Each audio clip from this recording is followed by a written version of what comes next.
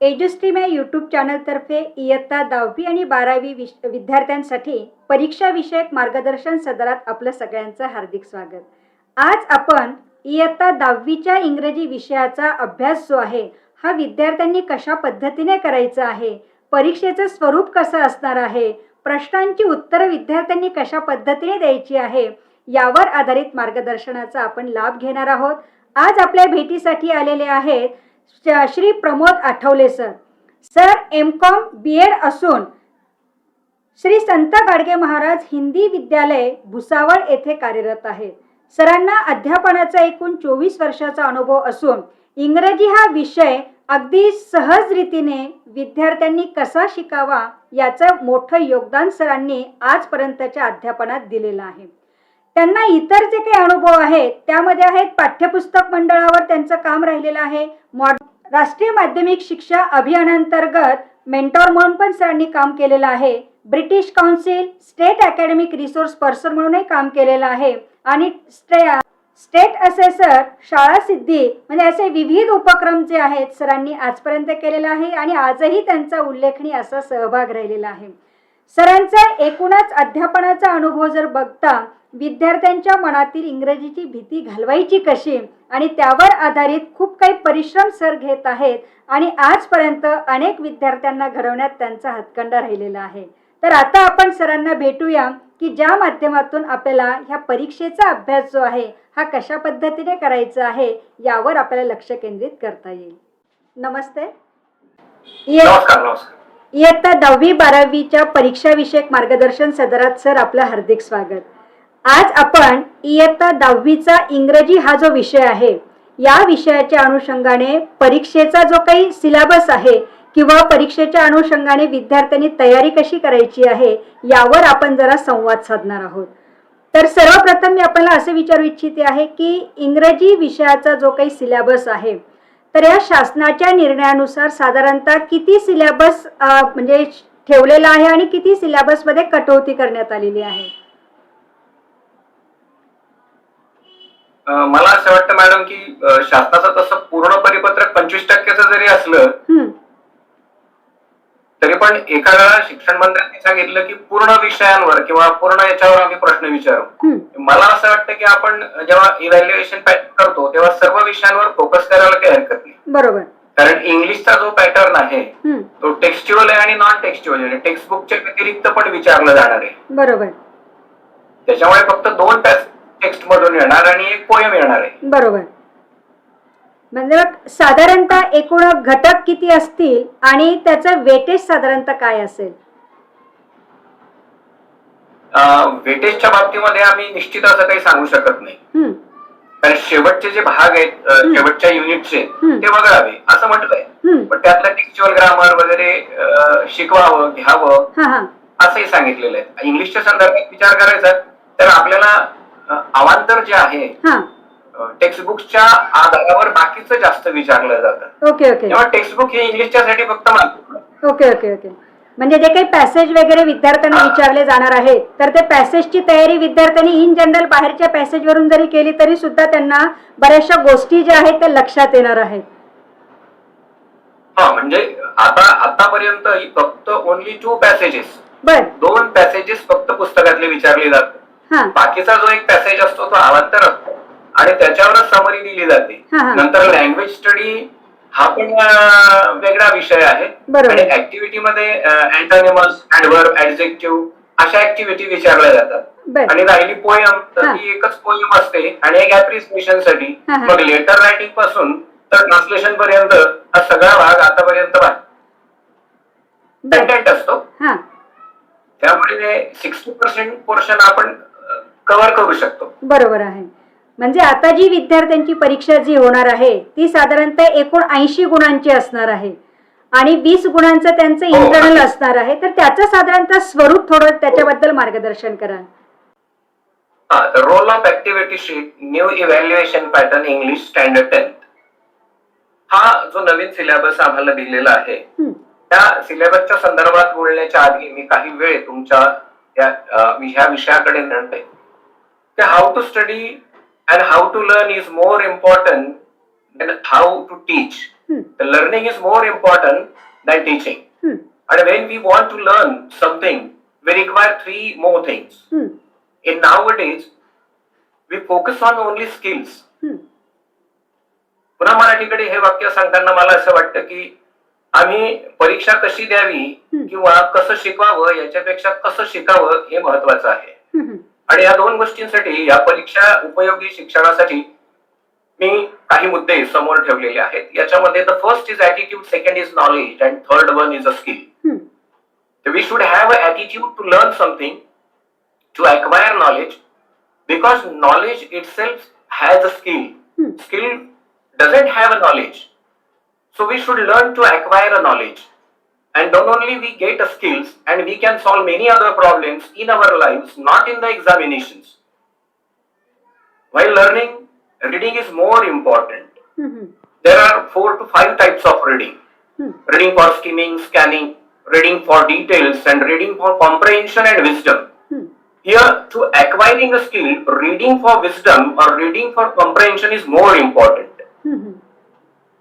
Then, while or before solving the paper and facing the examination, we should have a planning. And the planning must be a smart planning. It must be a specific, measurable, attainable, rational, and time bound. It requires an action plan. Action plan for study, action plan for examination.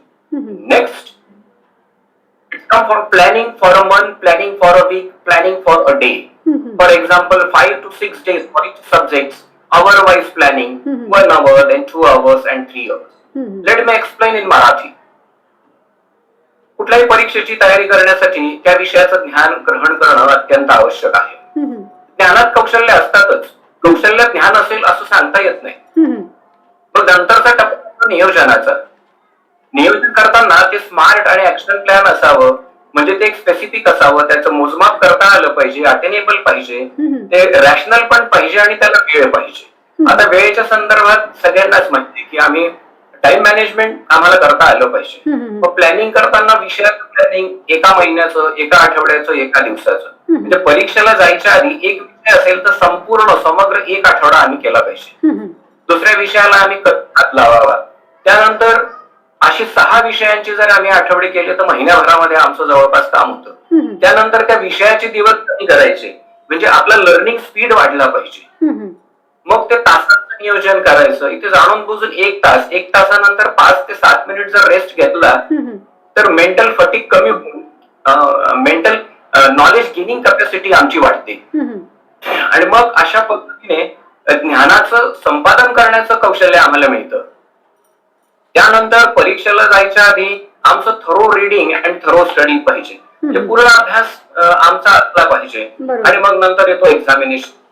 आणि एक्झामिनेशनला वरील गोष्टी आपल्याला कारणीभूत ठरतील. आता आपण हा अभ्यास केल्यानंतर ज्ञानार्जनासाठी शिक्षण, getting through examination, I think it's not so much valuable, but we should have a knowledge. आम्हाला त्याचं ज्ञान असलं पाहिजे. पण आपण या ठिकाणी परीक्षेच्या संदर्भात बोलूया. परीक्षेच्या संदर्भात बोलताना आपण हा जो इव्हॅल्युएशन पॅटर्न हा काढला, हा कशासाठी काढला तर याची काही मुद्दे आपण जमा केलेली आहेत. We have to change our citizens, we have to change their ways of thinking, and this is only possible by helping them to learn rather than teaching them. The second thing is that if the question paper is based on different activities, student can solve it without any stress and tension. It will get rid of their fear of examination and develop their confidence. Through this new evaluation pattern like reasoning, creativity, imagination, inference and applications. The next object of new pattern is the new internal oral and written evaluation pattern will shake the skills and competencies that they have achieved throughout the year. It is like a checklist to track the progress or performance of the students, which will also help them to check their linguistic abilities. And the next one, it will monitor their linguistic learning competencies and skills, not just their knowledge. Eventually, this will develop their intelligence, communication skills and personality. वरील सगळ्या मुद्द्यांचा जर आपण अभ्यास केला तर ह्या नवीन evaluation pattern मध्ये बऱ्याच गोष्टी स्पष्ट केलेल्या आहेत की ज्ञान आणि कौशल्य ही तपासण्यात आली पाहिजे आणि म्हणून त्यांना ऍक्टिव्हिटी सुद्धा दिलेली आहे आणि सगळ्यात शेवटी सांगितलेलं आहे the new evaluation pattern improve their interpersonal relationship along with communication skills and prepares them to complete globally. English ही भाषा म्हणून जर शिकवली तर हा शेवटचा उद्देश आम्हाला साध्य करता आला पाहिजे. English is just not for or getting through the examination, but we should have a competency, potential or ability to have a conversation in English. At least some words we can know or we can speak in English, and that is why the activity sheet is prepared. If the question paper is based on different activities, student can solve it without any stress and tension. It will get rid of their fear of examination and develop their confidence. आता ह्या सगळ्या गोष्टींमध्ये जर आपण पाहिलं तर evaluation pattern हा कॉम्पिटन्सीज त्यांची चेक करण्यासाठी दिलेला आहे आणि त्यांना ग्लोबली तयार करण्यासाठी दिलेला आहे. आता आपण वेळ न घालवता याचा फ्रेमवर्क काय आहे त्याच्याकडे आपण पाहूया. Framework it's a skill wise testing areas. There are 6 sections and 7 questions. The first section is of a language study in which different types of grammars or grammatical questions are asked. The second one is textual passages. The passages from texts are there. The third one is a poetry, and the next one is non-textual passages. The fifth one, writing skill, question number 5 and question number 6, and question number 6 and question number 7 and section 6, skill development. भाषेचा अभ्यास व्हावा पहिला section. पुस्तकातले 2 उतारे आपल्याला ऍक्टिव्हिटीसाठी दिले जातील. सांगाल असं म्हणजे इथे विशेष करून सांगतो की WH क्वेश्चन दिलेले नाहीत. फक्त पर्सनल रिस्पॉन्सचा जो एक क्वेश्चन आहे तोच फक्त WH साठी दिला जाईल. पोएट्री आहे आणि मग अवांतरच भाग आपल्याला पाहायला मिळेल तर non textual passages, writing skill आणि स्किल डेव्हलपमेंट. आता आपण बाकीच्या भागांकडे जर गेलो तर आपल्याला दिसेल की role of applied writing, applied knowledge ह्या ठिकाणी उपयोगात आणायचंय. याच्यामध्ये क्वेश्चन ए लेटर रायटिंग आणि B dialogue writing and draft of speech. Question number 6 information transfer, verbal to non verbal and non verbal to verbal, that is called vice versa. And B expand the theme and question translation. आता आपण आता ह्या अनुषंगाने थोडासा सविस्तर अभ्यास करूया किंवा पाहूया. आता टाइम मॅनेजमेंट इथे देण्याचा प्रयत्न केला. सेक्शन पहिला आहे सेक्शन लँग्वेज स्टडी. याच्यात प्रश्न क्रमांक ए आणि प्रश्न बी. लँग्वेज स्टडी साठी 8 मार्क्स असतील. विद्यार्थ्यांनी सोडवताना सुमारे 12 मिनिटाचा कालावधी द्यावा. बी सेक्शन लँग्वेज स्टडी असेल त्याच्यात 2च मार्क आहेत. 3 मिनिट्स पुरेसे झाले म्हणजे प्रश्न क्रमांक 1 ला 15 मिनिट विद्यार्थ्यांनी मोजून द्यावे. बरोबर. सेक्शन 2 याच्यामध्ये टेक्स्च्युअल पॅसेजेस आहेत आणि दोघंही टेक्स्ट पॅसेजेस आहेत. अननोन पॅसेजेस असल्यामुळे त्याला आपण 30 मिनिट्स दिलेले आहेत सोडवण्यासाठी. एकंदरीत मार्क्स आहेत 20. सेक्शन पोएट्री आहे. हे पुस्तकातलीच असते. पोएम फॉर कॉम्प्रिहेन्शन 5 मार्क आहेत. थोडा आकलन करायला अडचण येते म्हणून आपण 7 मिनिट्स तिथे दिले. आणि पोएम फॉर ऍप्रिसिएशन एक मुद्दे दिलेले आहेत, पुढे मी ते एक्सप्लेन करतो. त्याला 8 मार्क्स आहेत. आणि सेक्शन 4 नॉन टेक्स्च्युअल पॅसेज आहे. त्या पॅसेजला एक 10 मार्कांचा पॅसेज नॉन टेक्स्च्युअल असल्यामुळे वाचावं लागेल. 20 मिनिट लागतील. आणि summary of the non textual passage आणि वरील पॅसेजची समरी आपल्याला द्यायची. मग त्याला 5 मार्क्स, मिनिट्स मात्र 15 आपण ठेवलेले आहेत. नंतर सेक्शन 5 येतो आणि इथून आमची खरी मॅरेथॉन किंवा खरं स्पर्धा आमची सुरू होते. Writing skill. प्रश्न ए लेटर राईट ऑर असतात, फॉर्मल किंवा इनफॉर्मल. 5-15 मिनिट्स विचार करून लिहावे लागेल. मुद्दे दिलेले असतात. त्यानंतर प्रश्न बी यालाही 2 आहेत, डायलॉग रायटिंग आणि स्पीच रायटिंग. यालाही आपण 15 मिनिट्स देऊया. नंतर 6वा प्रश्न हाय रायटिंग स्किलशी आहे.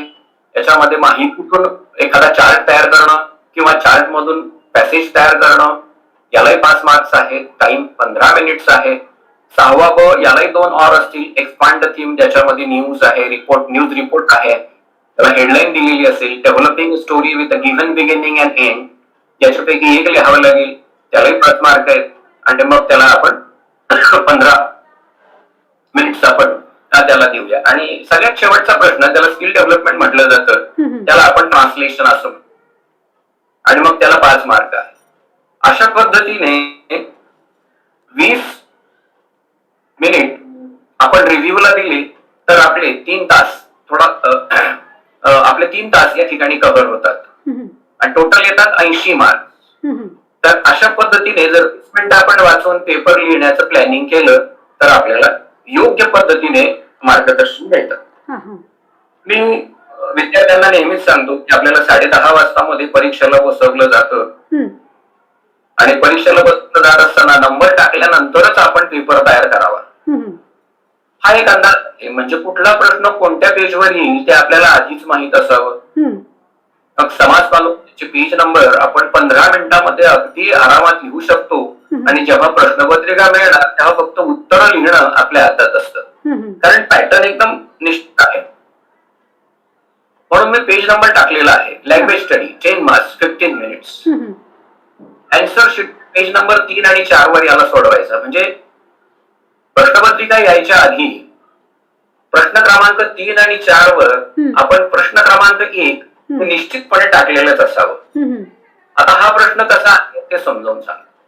4 marks for simple activity, 4 marks for medium level activity and 2 marks for challenging activity. पहिला आहे लँग्वेज स्टडी एनी 4, 8 मार्क्स आहेत. सिंपल ऍक्टिव्हिटी आहे based on vocabulary and grammar with options आहेत. आणि प्रश्न याच्यामध्ये येणारी जी प्रश्न आहेत ती अशा पद्धतीचे आहेत. Complete the words spelling by using correct letters, fill in the missing letters. याच्यामध्ये शब्द गाळलेले असतात ते आपल्याला लिहावे लागतात. त्याच्या क्ल्यू बद्दलची चर्चा उदाहरण घेऊन मी तुम्हाला पुढे सांगणारच आहे. नंतर put the words in alphabetical order, words beginning with different letters or words beginning with same letters. 4 शब्द असायला पाहिजे, 2 मार्क्स आहेत. नंतर तिसरा भाग येतो पंक्च्युएट द फॉलोइंग, 2 वाक्य दिली जातात. Use of quotation marks, commas, apostrophe, capitalisation, full stop, question mark, exclamation mark. यानंतर चौथा प्रश्न येतो make 4 words each, minimum of 3 letters using the letters the given words. आणि राईट रिलेटेड वर्ड्स, मग ते ऍडजेक्टिव्ह असतील, ऍडव्हर्ब असतील, ऍडजेक्टिव्ह नाउन, जे काही प्रश्नात विचारलं ते आपल्याला लिहावं लागणार. आणि 6वा प्रश्न येतो complete the words chain of noun, verb and adjective. शेवटच्या अक्षराने पुढची वाक्य आपल्याला सुरू करायची असतात. त्यानंतर प्रश्न क्वेश्चन 1B, जे वरील 6 पैकी 4 आपल्याला सोडवायचे आहेत. आणि क्वेश्चन याच्यामध्ये येईल 2 मार्क आहेत. Make meaningful sentences by using given phrase, एक दिली जाईल ती फ्रेज आपण आपल्या वाक्यात उपयोगात आणायची. Add prefix or suffix to make new words. आणि प्रफिक्स किंवा सिफिक्स, प्रिफिक्स किंवा सफिक्स वापरून आपल्याला शब्द तयार करायला मिळतील. किंवा use any one of the following words in your own sentence. आणि words from A should be asked in B. A मध्ये जे शब्द दिलेले असतात तेच बी मध्ये विचारले जातात. एक समग्र किंवा एक टेंटेटिव्ह पॅटर्न घेतो. आता पेज नंबर हा आम्ही पहिलेच टाकावा. सेक्शन 2 टेक्स्च्युअल पॅसेजेस आहेत. आन्सर शीटच्या पेज नंबर 5, 6 आणि 7 मध्ये हा पॅसेज झालाच पाहिजे, होतोच. Question 2A and B, textual passage for comprehension. It contains activity like simple factual activity. साध्या ऍक्टिव्हिटी दिलेल्या असतात, कॉम्प्लेक्स थोडं कठीण असतं. ऍक्टिव्हिटी बेस्ड ऑन व्होकॅब्युलरी यावर आधारित आहे आणि activity based on contextual grammar. Activity based on personal response, expression, creation and imagination. आता बदल काय झाला तर ह्या 5ही प्रश्नांकडे जर पाहिलं तर याच्यामध्ये WH प्रश्न नाही. फक्त 5वा जो प्रश्न आहे तो WH म्हणून येऊ शकतो. म्हणजे हू टू व्हॉट पर्यंतचा प्रश्न येऊ शकतो. येईल कसं नाही, तुमचं मत विचारलं तो प्रश्नाची शोधणं या पलीकडे हा पॅटर्न तो पॅसेज येते. सेक्शन येणार. पेज नंबर 8 आपण पोएट्री लिहिणार. पोएट्रीचे पोएम फॉर कॉम्प्रेन्शन्स आहेत.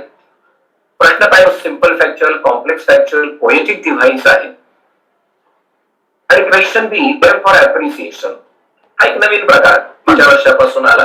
Student should write an appreciation of the given point with help of given format दिला असेल, टायटल आहे, पोएट आहे, सोपा प्रश्न आहे, रायमिंग स्कीम आहे, फिगर ऑफ स्पीच आहे आणि सेंट्रल आयडिया त्या विद्यार्थ्याला लिहिता आली पाहिजे.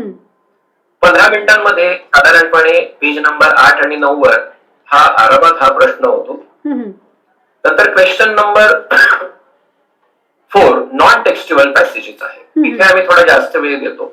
आपण आन्सरच्या पेज नंबर 10 आणि 11 इथे आला पाहिजे. प्रश्न क्रमांक 4A नॉन टेक्स्च्युअल पॅसेज असल्याने अगदी टेक्स्च्युअल पॅसेज सारखेच प्रश्न आहेत, अगदी पर्सनल रिस्पॉन्स पर्यंत. फक्त अपरिचित असल्यामुळे थोडा समजायला 5 मिनिट्स त्यांना जास्त दिलेले आहेत. इथून आमचा थोडा बदल सुरू होतो आणि तो आहे non textual passage for summary. आता समरी लिहित असताना समरीचं महत्व आम्हाला माहित असलं पाहिजे. बऱ्याच वेळेला आम्ही कुठल्या तरी वरच्या 2 ओळी, मधल्या 2 ओळी, खालच्या 2 ओळी लिहितो आणि मार्क्स आम्हाला मिळतात. समरीचा उद्देश आम्हाला भाषा येते का, की आम्ही आमच्या मनाने काय लिहू शकतो हा प्रकार इथे सांगण्याचा प्रयत्न केला. The aim of summary of a passage is to enable students to understand the main points and express in their language in short. The student should read the given passage very carefully to understand it. Suggesting a title is mandatory. The student should express the theme gist of the passage in his own words.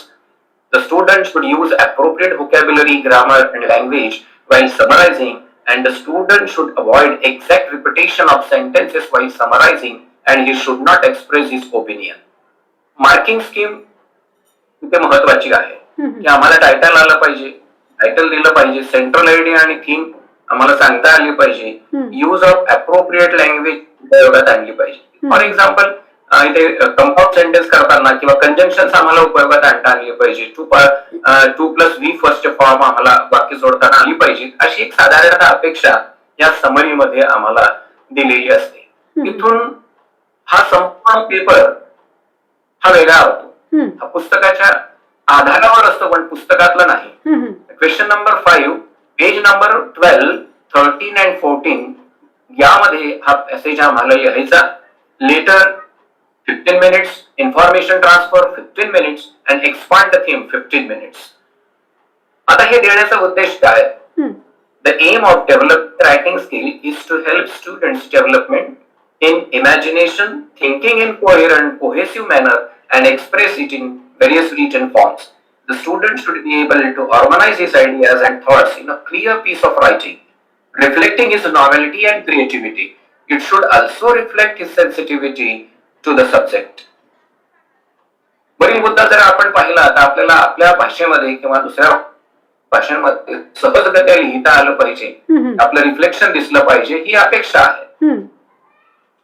मग याच्यामध्ये section 5A letter writing 2 प्रकारची पत्र आहेत. It's very important to mode of communication which is very useful in persons and professional development of an individual. The child should be able to differentiate informal and friendly messages from forms messages to officials. विद्यार्थ्याला भावी जीवनात globalised विद्यार्थी होण्यासाठी वेगवेगळ्या पद्धतीचं लिखाण त्याला आलं पाहिजे, त्याचा फरक त्याला समजला पाहिजे, ही अपेक्षा या ठिकाणी व्यक्त केलेली आहे. आता लेटर रायटिंग मध्ये दोघे प्रकारचे लेटर्स दिले जातील. वर लिहिण्याचा प्रयत्न केला की in the activity sheet both types of letter will be given where student can choose any one of them. Emotions and opinions should be well expressed through proper words. Letters should be written in a block format and all the components of the letter should be aligned to the left. The following points should be considered while writing a letter. 2 पत्र आहेत, formal आणि informal, आणि मग आपण त्याचं कशा पद्धतीने लिहायचं तो प्रकार आपण पाहिला. उदाहरणार्थ सेंडर ऍड्रेस अँड डेट अर्धा मार्क मिळणार, म्हणजे न विसरता ते लिहायचं. रिसिपंट ऍड्रेस अर्धा मार्क मिळेल. सब्जेक्ट आहे, मेन बॉडी, सबस्क्रिप्शन किंवा क्लोजिंग अँड ग्रामर. म्हणजे we have to cover all this and then only we get the full marks out the maximum marks. Informal letters sector address, salutation, main body, closing and grammar. हा एक pattern लक्षात घेऊन आम्हाला तो व्यक्त करायचा आहे. मग येतो डायलॉग रायटिंग. डायलॉग रायटिंगला मुद्दे दिलेले आहेत म्हणून ते प्रकर्षाने आपण इथे घेतलं की appropriate tense, present, past, future should be used while writing a dialogue. The focus on tense should be there. Language style should be used in accordance to the context and relations of the speaker. Dialogue should be written in a very simple, lucid language, keeping in mind the flow of the conversation. Punctuation marks should be used appropriately wherever necessary. आणि त्याचे मुद्दे पण cover केलेले आहेत. Prepare a dialogue from the jumble sentences. Jumble sentences chitchat मध्ये आलेले असतील. 4 sentences आहेत, 1 मार्क आहे. फक्त आपल्याला ती व्यवस्थित रिअरेंज करायची. Complete the dialogue. Any questions from the chitchat. आपण प्रकार तिथेच दिलेला असतो, आपल्याला फक्त रिकाम्या जागा पूर्ण करायच्या. पण तिसरा प्रकार जो सी सेक्शन आहे, write dialogue from the given theme. Any one theme from chat based on the subject of any prose. Minimum 3 meaningful exchanges. 3 exchanges कमीत कमी आम्हाला तिथे लिहायचे आहेत. आणि बऱ्यापैकी पोरं लिहिण्याचा प्रयत्न करतात. आता ड्राफ्ट स्पीच. स्पीच मध्ये हा 5व्यातला ब आम्हाला सोडवता आला पाहिजे. The objective of speech is to express and convey your opinions, views and thoughts to an audience. It also helps enhance one's oratory skill. Determine your topic for speaking and understand the general and specific purpose of your speech to meet the needs of your delivery. Prepare your speech to capture and captivate your listener. मुख्य उद्देश आहे की आम्हाला भाषण देता आलं पाहिजे. We should know the topic, we should understand it, and we should consider the listener while preparing the speech. Here, just we have to answer the questions. We have to write our speech on the question paper. The appropriate beginning and conclusion असलं पाहिजे. 1 mark मिळेल. Body use of given points and additional points. Appropriate use of language 2 marks. And appropriate sequence and flow of language 1 mark. Use appropriate grammar and grammatical structure 1 marks. And if you see all this writing skill, you will come to know that the language or linguistic structure is more important. So we should focus English as a language, not the subject. आणि ती अपेक्षा ह्या activity मधून व्यक्त केलेली आहे. Information transfer कडे जर तुम्ही गेलात तर इन्फॉर्मेशन ट्रान्सफर तुम्हाला main aim of information transfer is to enable the student to interpret any information that come across in his day to day life. For example, if he visit railway station, you should be able to interpret the given timetable and express it in particular from where it is to be conveyed. सांगण्याचा मुद्दा असाच की ज्या ठिकाणी chart दिलेले असतात त्याची इंटरप्रिटेटिव्ह power वाढली पाहिजे. त्याला त्याचं स्पष्टीकरण करता आलं पाहिजे. त्यालाच vice versa, verbal to non verbal आणि व्हर्बल टू नॉन व्हर्बल मध्ये कन्व्हर्ट करायला दिलेलं आहे. फोकस दिलेला आहे. Read the paragraph carefully, sort out the important points, incorporate the points in the given format. The student can use a pen or pencil to draw. The student is not allowed to add her own points to the information given. शेवटचा मुद्दा यासाठी दिला की आपलं मत त्या ठिकाणी आपल्याला व्यक्त करायचं नाही. पॉइंट्स दिलेले आहेत इन्फॉर्मेशन ट्रान्सफरला. Title 1 marks, covering all points 2 marks, appropriate graphic and layout 1 mark, overall presentation 1 marks. आणि information transfer non verbal to व्हर्बलला title 1 marks, use of given points 2 marks, grammar 1 mark, and appropriate beginning and conclusion 1 mark. Expand the themes. News items आहे. News आम्हाला लिहिता आली पाहिजे. Marks फक्त सांगतो कारण आपण त्याचं स्पष्टीकरण पाहणार आहोत. टायटल आहे beginning 0-1 marks, vocabulary grammar 1 mark, conveying appropriate message 2 marks, logical order and conclusion 1 mark. Expand the theme, narration, story writing. त्यामध्ये पुन्हा तेच title, beginning, vocabulary, conveying appropriate message, logical order and conclusion. 1 and same pattern मार्कांचा आहे. हे मुद्दे जर आपण लक्षात ठेवले तर आपल्याला ही प्रश्न लिहिता येतात. आणि सगळ्यात शेवटचा येतो तो पेज नंबर 18. पेज नंबर 18 वर आम्हाला द्यायचा तो भाषांतराचा आहे. Any 4 out of 6 words from the course book 2 marks, any 2 of 4 sentences 2 marks, and any 1 out of 2 idioms and proverbs 1 mark. हा झाला टेंटेटिव्ह आमचा इव्हॅल्युएशन पॅटर्न. आता तोच पॅटर्न एक प्रश्नपत्रिका घेऊन आपण पाहू. दिस is one type of question paper. If you see the question paper, there is a question number first A. Do as directed, attempt any four. The four questions you can see on the screen. The first is complete the following words by using correct letters. Put the following words in alphabetical orders. Punctuate the following. And make four words, minimum 3 letters each, using the letters in the word unbeatable. याचं आकलन सर्वसामान्यपणे विद्यार्थ्यांना होतं. आता paper सोडवताना आपण पहिला जर पाहिलं, complete the following words by using correct letters, त्या शब्दांकडे जर पाहिलं तर 100% सांगता येणार नाही. पण जर हे मिसिंग लेटर आपल्याला दिसत असेल, त्याच्या आधी जर कॉन्सोनंट असेल तर we should think about the vowel. म्हणजे ए ई ओ आय पर्यंत पाहायचं. आणि जर हे मिसिंग लेटरच्या आधी जर वॉवेल आलेलं असेल तर नक्कीच कॉन्सोनंट पाहायचं. 99.99% आपल्याला ती मिळतं, उत्तर मिळतात आपल्याला. आता त्यानंतर अल्फाबेटिकल हे आपण 5वी पासूनच शिकत असतो. आता याची उत्तर मी सांगतो. Question A, corner, focus, health and traffic. त्यानंतर क्वेश्चन 2, एन्शंट, बिगर, अर्थ, नॉकिंग. अल्फाबेटिकली लिहिलेले आहेत, 4 दिलेली असतात, सहजगत्या विद्यार्थ्यांना लिहिता येतात. आणि या ठिकाणी punctuation, she is a smile, the bigger, हे प्रश्न सोडवून सांगण्याचा प्रयत्न केलेला आहे की अशा पद्धतीने आपल्याला हे लिहिता येतं. बरोबर. आणि शब्द आपल्याला त्या शब्दांमधलेच शब्द घेऊन आपल्याला करायचे असतात. हे अतिशय सोपा पॅटर्न या ठिकाणी आपल्याला दिसतो. आणि हा पॅटर्न जर तुम्ही पाहिला, अगदी सहजगत्या याची उत्तरं आपण लिहिलेली आहेत. बरोबर. याच्यापैकी आपल्याला 6 लिहायची असतात. त्याच्या पुढे आपल्याला दिलंय write the related words as shown in the examples. याच्यामधली वाक्य आपल्याला दिलेली आहेत, ती मी ऑलरेडी तिथे भरून ठेवली.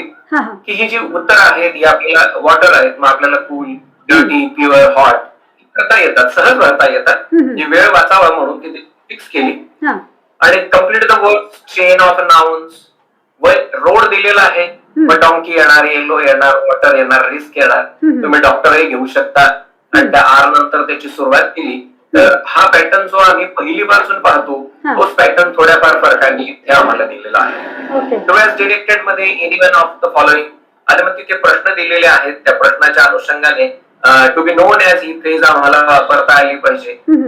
ती फ्रेज आम्ही वरच वापरायची किंवा खाली एक क्लॉज पूर्ण करायला दिलेला आहे. This is the school where I learn to live. अशी 2 उत्तरं लिहिली तर आमचं. आणि प्रिफिक्स आणि सफिक्सच्या बाबतीमध्ये केअर शब्द असेल, केअरचा आम्ही केअरफुली केला.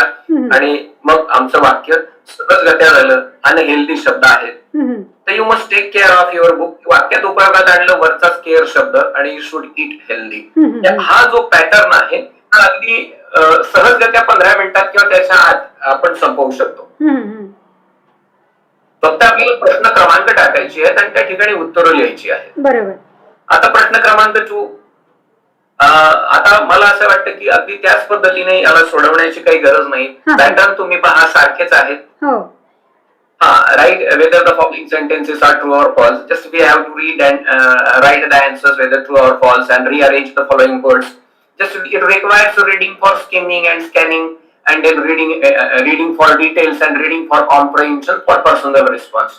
While finding out whether it is true or false, we just can have a look or glance on this topic and read for skimming or scanning and then find out the words whether it is right or wrong.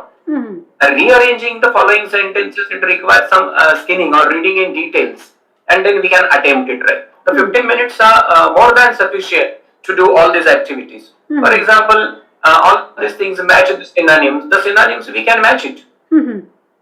So we should know the words. It should have a word ability. The student must have the word ability to find out the synonyms and antonyms so that he can attempt the question very easily. And do is directed is once it's related to the grammar. Okay. So he has to attempt. He has to write the answer of his own. That is that the answers are depend upon his practice and his knowledge and skill. The next question is of personal response. It requires a reading for comprehensions. He should express himself. Who is your role model and why? The answers are different from person to person, or the answers are different from students to students. हा personal response हा एकच प्रश्न या ठिकाणी WHO, who आणि why शी संबंधित येतो. म्हणजे अशा पद्धतीची ही ऍक्टिव्हिटी आहे. अतिशय सुंदर पेपर आहे. There is no tension why writing the paper. आणि मग बाकीच्या अवांतर गोष्टींचाही काही फारसा फरक या ठिकाणी पडत नाही. बरोबर. पुन्हा तोच प्रकार आहे बी मध्ये टेक्स्च्युअल पॅसेजेस आहेत. मला वाटतं काही वाचत नाही, फक्त आपल्याला इथे मुद्दे दिलेले आहेत. तो अँटोनिम्स, सिनोनिम्स, डुएस डायरेक्टेड का आणि पर्सनल रिस्पॉन्स. या ठिकाणी पर्सनल रिस्पॉन्स तुम्ही पाहिला असेल तर इथे WH क्वेश्चन कम्प्लिटली ओमिटेड आहे. बरोबर. Write any 4 qualities of skilful persons. नाही तर पहिले काय होतं की आमचा अभ्यासाचं पोर्शन किंवा प्रश्नपत्रिका म्हणजे एकाने प्रश्न विचारायची आणि दुसऱ्याने उत्तरं द्यायची. ती एक साचेबद्ध पद्धतीने. पाठांतराला होतं या ठिकाणी तुम्ही ह्या स्किल मध्ये तुम्हाला स्वतः ऍक्टिव्हिटी करावी लागणार आहे. तुमची उत्तरं तुम्हाला शोधावी लागतील किंवा त्याचे शब्द भाषा म्हणून तिला रिअरेंज करावे लागतील. हा बदल चांगला आहे, योग्य आहे. पोएट्री ऍज इट इज आहे. मागे पण पोएट्रीज होत्या, तिथे 3 प्रश्न दिलेले असतात. Match the following sentences, one and same patterns आहे, फॅक्च्युअल आहे. हे जे प्रश्न उत्तर आहे की that is based on fact. It is given in the stanza. Stanza मध्ये दिलेली आहे. Write any 4 adjective second question. आणि शेवटचा प्रश्न हा पर्सनल रिस्पॉन्स आहे. Add your own rhyming words in the following pairs. आता याच्या व्यतिरिक्त रायमिंग वर्ड्स तुम्हाला आली पाहिजेत. इतका सिंपल हा क्वेश्चन आहे. बरोबर. हा पुढचा प्रश्न ऍप्रिसिएशन ऑफ द पोएम. हा चेंज आहे. पण जर खाली मुद्दे पाहिले तर सहजगत्या ऐकता आपल्याला पहा. टायटल आहे, नेम ऑफ द पोएट आहे, स्पेलिंग आहे तिथे, रायमिंग स्कीम आहे, फिगर ऑफ स्पीच आहे, थीम आणि सेंट्रल आयडिया. मात्र तुम्हाला इथे कॉम्प्रहेन्शन लागणार. त्या पोएमचं नावच आहे appreciation of the poem. You should have the capacity to understand the poem, to write what exactly the poet wants to say. याचेच फक्त 2 मार्क आहेत. बाकी 3 प्रश्न सहजगत्या तुम्ही लिहू शकता. हा प्रश्न आम्ही करू शकतो. आता non textual passages textual passages सारखेच आहेत म्हणून मी त्याचं स्पष्टीकरण करत नाही. सेम रिपिटेशन आहेत, फक्त हा अननोन पॅसेज असेल, हा वाचावा लागेल आणि ऍक्टिव्हिटी या ठिकाणी दिलेल्या असतील. आता या ठिकाणी बी सेक्शन जर तुम्ही पाहिला खाली पर्सनल रिस्पॉन्स नंतर, तर तो आहे summary writing. Read the passage given in question number 4A and write a summary of it. Suggest a suitable title to the summary. आम्ही आधी समरी रायटिंग मध्ये सांगितलं की आपल्याला वाचता आली पाहिजे, स्वतः सोबत आपण सांगू नये आणि त्याची सेंट्रल आयडिया आपल्याला कमीत कमी शब्दामध्ये लिहिता आली पाहिजे. आता समरी रायटिंग करताना बरीच वेळेला 2 वाक्य मधली 2 वाक्य आणि खालची 2 वाक्य लिहितात. दॅट्स ओके, काही हरकत नाही. 5 पैकी 1-2 मार्क द्यावेच लागतात, कारण आपल्याकडे प्रयत्नांना मार्क द्यावेत असा एक प्रघात आहे.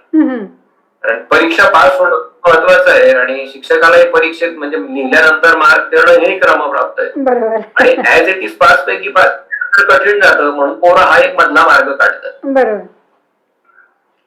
कोणी वाचण्याचा फार कमी मुलांनी प्रयत्न केला, पण जर तुम्ही प्रयत्न केले, जर लँग्वेज येत असेल तर तुम्हाला ही समरी लिहिता येते आणि हा प्रॅक्टिसचा भाग आहे. हा लँग्वेजशी संबंधित पूर्ण प्रकारे झाला.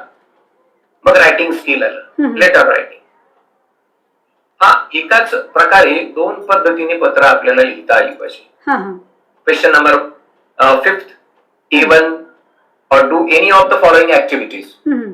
जर तुम्ही पाहिलं, if you see that there are some advertisements have been given in front of you. Imagine you are Anand Rizado from number D71 and so on.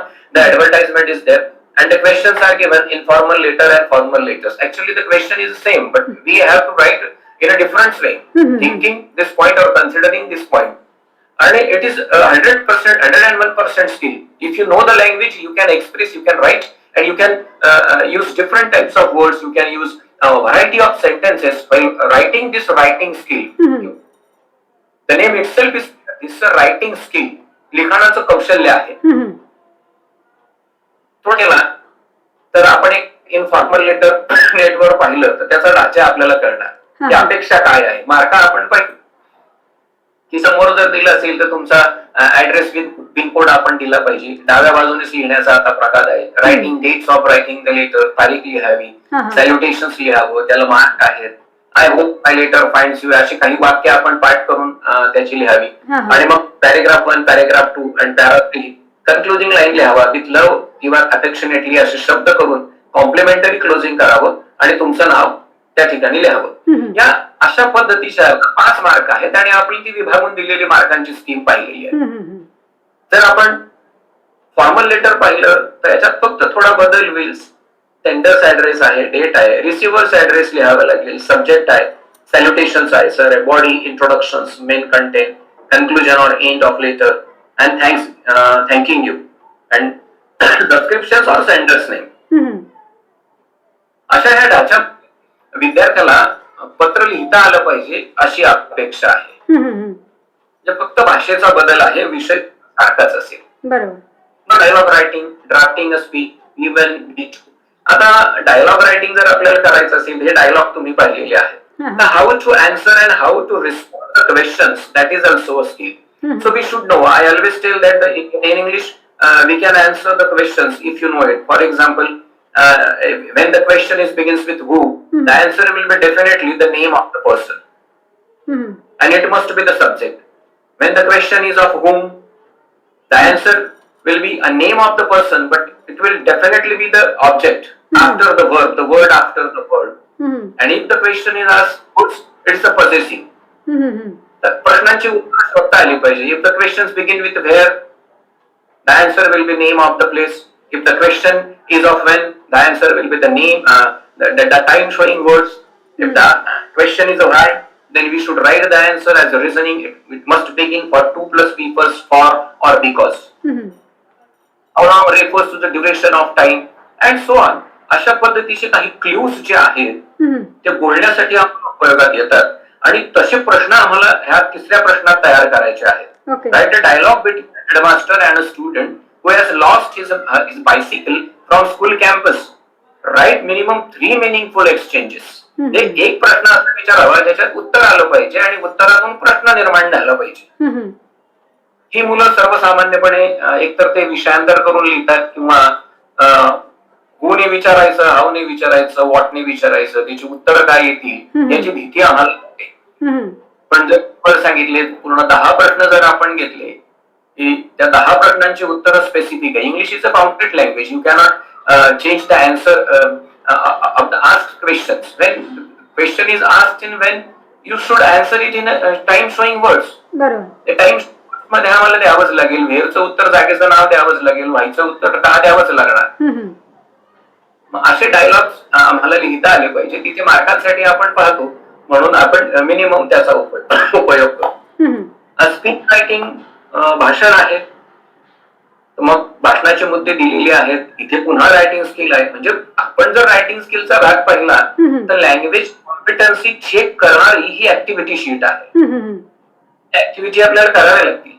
You are going to participate in a inter school. आता हे प्रश्नांचे मुद्दे दिलेले आहेत. या मुद्द्याचा real friend ट्रेझर्स आणि ह्या मुद्द्याला धरून आम्हाला तो कंपोजिशन, ते स्पीच आम्हाला लिहिता आलं पाहिजे अशी सर्वसामान्य अपेक्षा आम्हाला दिलेली आहे. आता नॉन व्हर्बल टू व्हर्बल हे सगळ्यात लक्षात येतं. याला चार्ट दिलेला आहे. Read the information in the given table, write 2 short paragraph based on it, give a suitable title to it. हा जुन्याही पोस्टमध्ये प्रश्न होता. किरण on electric energy. So we should have a capacity to make the sentences of the given points and write something, some new word or sentences to it. आता electric vehicles हे साधं वाक्य पण तुम्ही असे 4 वाक्य तयार केली, कमी जास्त चुका जरी केल्या तरी चालतील, तरी वाक्य तयार होतात. आता इलेक्ट्रिक व्हेकल्स असं वाक्य उचला करून पहा. Electric vehicles run on electric energy. There is a sentence. Electric vehicles cause no pollution. Electric vehicles low maintenance low and high mileage. झाली किती वाक्य तयार. म्हणजे अशा पद्धतीने जर लिहिलं तर अर्धा भाग आपला क्लिअर होतो. अर्थात तशी अपेक्षा नाही, वेगळं आपण लिहायला पाहिजे. आणि व्हर्बल टू नॉन व्हर्बल याच्यामध्ये पॅरेग्राफ दिलेला आहेत आणि मुद्दे आपल्याला काढायचे. म्हणजे माझ्याला ट्री डायग्राम आहे दिलेला आहे. तिथे ट्री डायग्राम आपल्याला तयार करायचा किंवा चार्ट तयार करायचा. तर हा मुद्दा अशा पद्धतीने क्लिअर होतो की अशा डायग्राम आपल्याला तयार करता आले पाहिजे. मुद्द्यांचे टाइप्स काय आहे, फॉर्म काय, एक्झाम्पल्स काय आहे. हा एक प्रॅक्टिसचा भाग आहे. आकलन जर झालं तर प्रत्येक पॅरेग्राफ मध्ये एक मुद्दा दिलेला असतो, त्याची सेंट्रल आयडिया काढून आपल्याला तयार करता येतो आणि पूर्ण मार्क याच्यामध्ये मिळता येतात. आता expand the theme, news report, read the following headlines. इथे हेडलाईन्स दिलेली असते आणि आपल्याला त्या हेडलाईनला एक न्यूज बनवायची असते. न्यूज मध्ये बिगिनिंग ऑफ द जो पॅरेग्राफ असतो त्या पॅरेग्राफ मध्ये इंट्रोडक्शन मध्ये कमीत कमी 3 वाक्य तरी सुरुवातीला अपेक्षित असतात की ज्याच्यामध्ये हु, वेन, हाऊ, व्हाय या प्रश्नांची उत्तरं आली पाहिजे. त्यानंतर मेन न्यूज किंवा मेन पॅरेग्राफ आपल्याला लिहिता आला पाहिजे. त्याला आम्हाला स्टोरी रायटिंग दिलेली आहे. त्या स्टोरी रायटिंग मध्ये बिगिनिंग किंवा एंड किंवा दोघेही दिलेले असतात आणि आम्हाला ते लिहावे लागतात. अशा पद्धतीने पूर्ण लँग्वेज ज्याच्यामध्ये क्ल्यू दिलेले आहेत तो पेपर आम्हाला सोडवायचा असतो. आता मी एक न्यूज जर इथे पाहिली तर न्यूज मध्ये तुम्हाला दिसेल की हेडलाईन जी आहे ती तुम्हाला द्यायची, प्लेस डेट लिहायचं, introducing paragraph and body and conclusion. अशा ह्या 3 मुद्द्यांचा विचार करून चांगली न्यूज आपल्याला लिहिता आली पाहिजे. ही न्यूज तेव्हाच लिहिता येईल मुलांना न्यूजपेपर जर वाचनाचा छंद असेल किंवा ते वाचत असतील तर त्यांना न्यूज कशी लिहितात हे कळतं आणि मिनिमम वाक्यांमध्ये ते लिहू शकतात. स्टोरी मुलं लिहितात पण ते कोणत्या काळात लिहायची त्यांनाही त्या नॅरेशनच्या अडचणी असतात. स्टोरी रायटिंग आपण विविध प्रकाराने शिकवतो म्हणून पोरं न्यूज रायटिंग लिहितात, स्टोरी प्रेफर करतात. आता ट्री चार्ट मी मागे सांगितला तसा ट्री चार्ट वेगवेगळ्या पद्धतीने आपण त्याला तयार करतो. आता स्किल डेव्हलपमेंट शेवटचा प्रकार. आता हा सगळ्यांचा आवडता आहे. याच्यात भाषांतर करायचं आहे आणि भाषांतराच्या बाबतीत काय बोलणार की काना मात्रा विलांटी मराठीमध्ये योग्य पद्धतीने यावी. जसंच्या तसं भाषांतर येत नसेल पण त्याचा अर्थ मात्र येत असतो की त्याचा अर्थ लागला पाहिजे. आणि अशा पद्धतीने जर पेपर आपण सोडवला तर तो पेपर सहजगत्या साधारणतः 2.5 तासामध्ये आपला झाला पाहिजे. 2 तास 30 मिनिटांमध्ये हा पेपर झाला पाहिजे.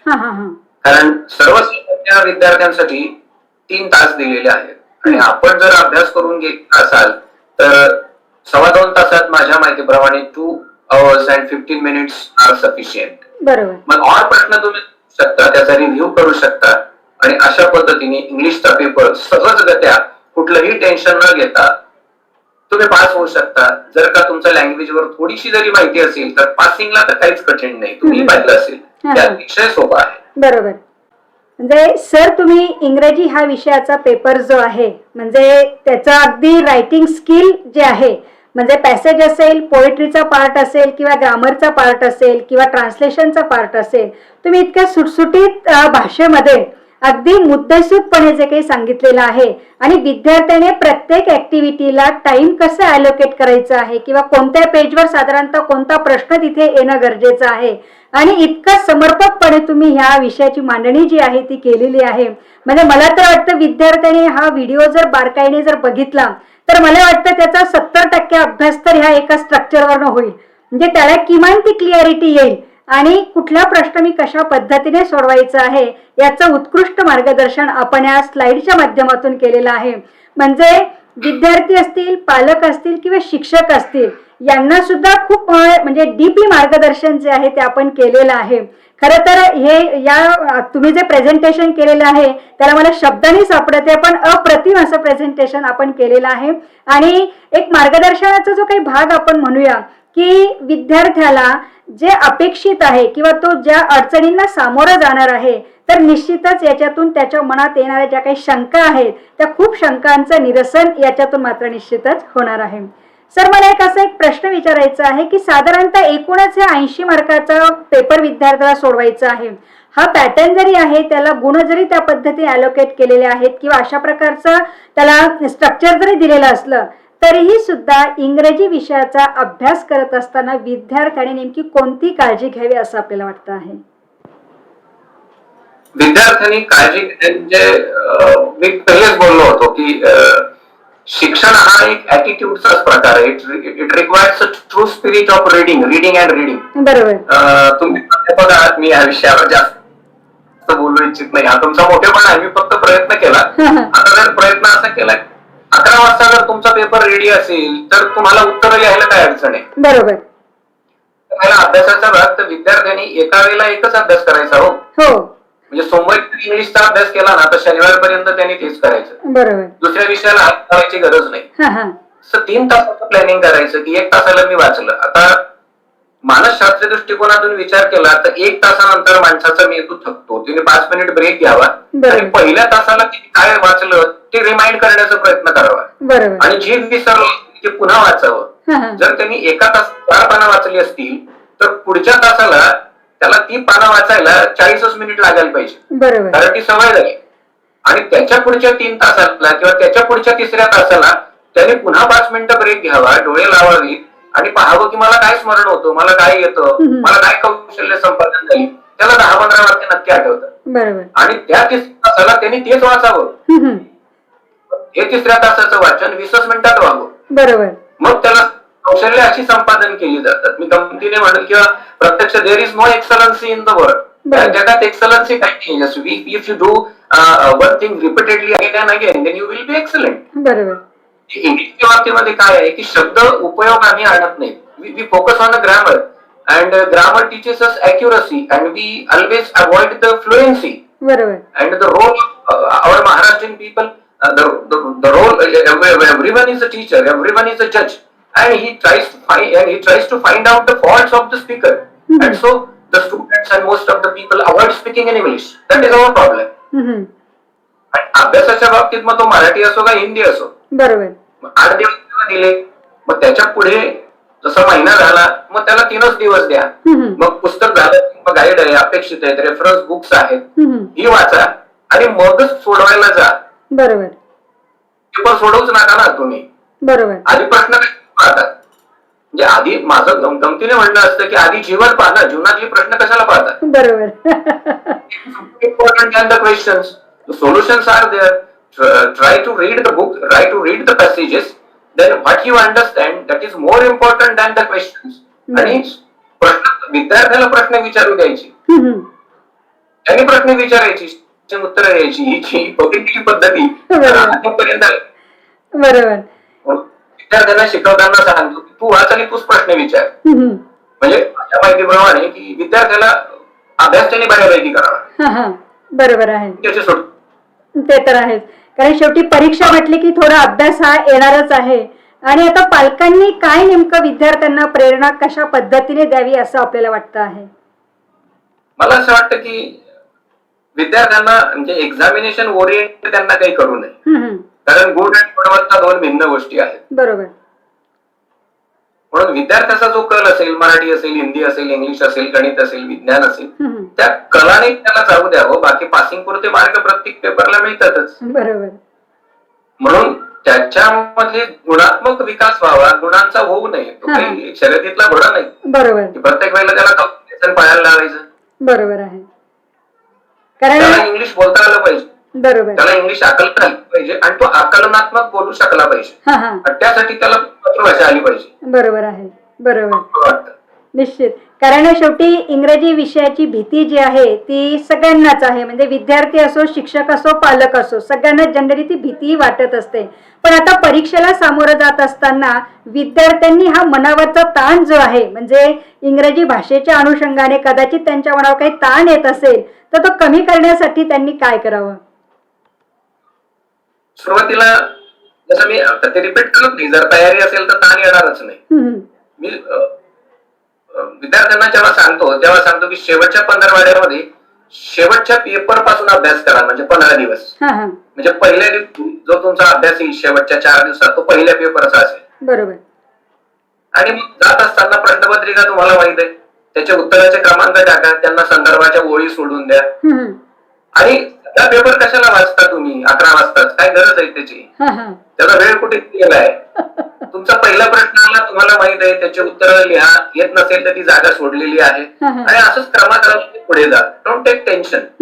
बरं, ताणतणाव घेऊन समस्या सुटणार नव्हती त्यांची. बरोबर आहे. आणि ताण विरहित पेपर सोडवतात. म्हणजे जर शेवटी तुमच्याजवळ 1 तास राहिलेला असेल तर त्या 1 तासामध्ये जे सुटलेले प्रश्न आहेत त्याचं स्मरण होतं, त्याचं सोडवता येतं असं. आणि कारण ऍक्टिव्हिटी आहे, त्या कुठून उत्तर तर मिळणार नाहीत इंग्लिशची. बरोबर आहे. निश्चित सर, आपण ताण घेणार नाही. No tension. कारण तुम्ही आता विद्यार्थ्यांना मार्गदर्शन करतानाच इतकं स्पेसिफिक केलेलं आहे. म्हणजे खरंच स्मार्टली केलेला आहे. तुम्ही जो SMART हे स्पेलिंग जे आहे, तर त्याचा जो काही आपण म्हणूया अद्याक्षरापासून सुरू होणारे जे काही भाग आहेत, तर हे खरोखर स्मार्टली आहे. आणि त्या पद्धतीने विद्यार्थ्याने जर कदाचित तयारी केली तर मला असं वाटतं की तो 80 पैकी 80 गुण जो आहे तो मिळवेल, 100% मिळवेल तो. कारण शेवटी हा थोडासा अवलोकनाचा भाग आहे किंवा आत्मसात करण्याचा जो भाग आहे. आणि एक विशेष म्हणजे अंडरस्टँडिंग, त्यांनी जर ते शब्द किंवा ते जे प्रश्न स्वरूप जे दिलेलं आहे ते जर कदाचित समजून घेतलं तर निश्चितच त्याला यश हे हमखास मिळणार आहे, असं आपल्या संवादातून आता मला लक्षात येत आहे. सर, आपण ह्या कार्यक्रमात येऊन विद्यार्थ्यांना मार्गदर्शन केलं आणि आपला वेळही देऊन अगदी सुटसुटीत, म्हणजे आपण मला इथे आता दुसरा प्रश्न विचारायला सुद्धा संधी इथे मिळाली नाही, कारण इतकं छान तुम्ही स्ट्रक्चराईज केलेलं आहे की त्याचं टाइम टेबल पासून अगदी डिटेल त्याचं क्वेश्चन कसे असणार आहेत, कुठे कशा स्पेसिंग द्यायचे आहेत, याचं सुद्धा अगदी छान उदाहरणाद्वारे आपण स्पष्टीकरण केलं. त्याबद्दल सर आपले खूप खूप आभार. आता मीच तुमचे आभार मानायला पाहिजे. Okay, thank you very much for giving me the opportunity to be in front of this camera. Really I am grateful to you. No words. Thank you very much. Thank you sir. आत्ताच आपल्याला श्री आठवले सरांनी जी काही इंग्रजी विषयाच्या परीक्षेच्या अनुषंगाने जे काही माहिती सांगितलेली आहे ती खरोखर एक वाखाणण्याजोगी होती. कारण त्यांनी परीक्षेचा पॅटर्न, त्याचं पुन्हा इव्हॅल्युएशन कशा पद्धतीने केलं जात आहे, विद्यार्थ्यांनी टाइम ॲलोकेशन कसं करणं गरजेचं आहे, कुठल्या पेजवर त्यांनी कशा पद्धतीने प्रश्नांची मांडणी करणं गरजेचं आहे, आणि एकूणच इंग्रजी विषयाचा अभ्यास हसत खेळत विद्यार्थ्यांनी कसा करायचा आहे, कुठल्याही प्रकारचा ताण न घेता अगदी सहजतेने विद्यार्थी उत्तुंग यश कसं मिळवू शकतो आहे, याचं छान स्पष्टीकरण आजच्या संवादातून निश्चितच आपल्याला मिळालं आहे. कारण यामुळे विद्यार्थी, पालक आणि शिक्षक यांना एकूणच एक जागृती आणि पुन्हा प्रेरणा अशी मिळणार आहे की अगदी काहीही आपल्या हातात नसतं. म्हणजे आपल्याला बऱ्याच वेळेला असंही वाटत असेल की माझ्या मुलाला क्लास लावायचा होता पण मी लावू शकलो नाही, किंवा मला वेगवेगळ्या अकॅडमीमध्ये माझ्या मुलाला शिकवायला पाठवायचं होतं पण मी करू शकले नाही आहे, असं जरी कदाचित मनात आलं असेल. पण आजच्या सरांच्या मार्गदर्शनातून आपल्याला हेही जाणवलं असेल की तुम्ही घरी सुद्धा आपल्या पाल्याचा अभ्यास कसा चांगल्या पद्धतीने घेऊ शकतात, याचं उदाहरणाद्वारे सरांनी छान स्पष्टीकरण दिलेलं आहे. पुढील भागात आपण पुन्हा नवीन विषयासोबत भेटणार आहोत. तोपर्यंत मित्रांनो, धन्यवाद.